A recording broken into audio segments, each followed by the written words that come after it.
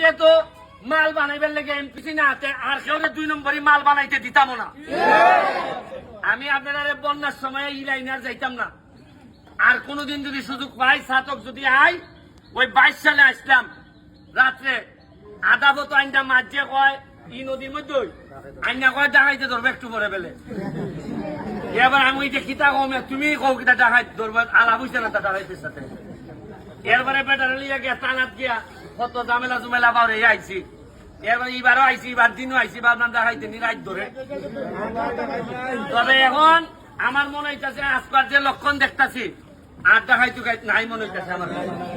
তবে মানুষ পড়াশোনা করলে, মানুষ অর্থনৈতিক ভাবে আগাইলে চুরি ডাকাতির মানুষ থাকে না।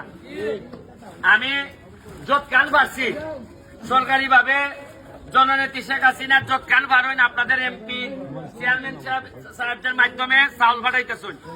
আমি আমার নিজের ব্যারিস্টারির ইনকাম থেকে কয়েক লাখ টাকা ত্রাণ লইয়াছি আপনাদের এলাকাত। সিলেটও দিয়ে আইছি, এটাই লগিয়া ত্রাণ হিসাবে আইছি না, আইছি যে আমার এলাকার আমার মা বোন বিপদে পড়লে যেভাবে আপনারা যাইবা, আপনারা বিপদে পড়লে আমি আইতাম, এটাই মনুষ্যত্বের দাবি নিয়ে আমি আপনারা এখানে ত্রাণ বড় জিনিস না। আইসি লগিয়া বিপদে পড়লে যদি না আইতাম পারি তাহলে কিতা খালি বিয়া শাদি যাইতাম আমরা না কিতা। আসল সম্পর্ক তো ওইটাই যখন মানুষ বিপদে পড়লে আয়। আজকে আমার সোনারঘাট মাধবপুর যদি বিপদে পড়ে আপনারা যাইতেন না আমার লেগে, এতেই কিন্তু আত্মীয়তা তৈরি হয়।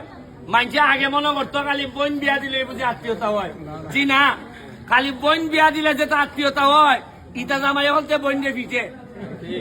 বরং মানুষের দুঃসময়ে খারিয়া যদি আত্মীয়তা হয়, এই যে আজকে আমি আইছি একটা আত্মীয়তা তৈরি হয়েছে না আপনার সাথে। আমার জীবনে যখন আমি বুড়া হয়েছে মিগা এমন হইতে পারে আপনার পুলাইনটা আমার সাই লেখা হইতে পারে। ওই বছর ওই যে বেটা যে আমরা যখন ছোট আসলাম ওই ব্যারিস্টার সুমন আইছিল, আই আমরা সাহায্য করে গেছে।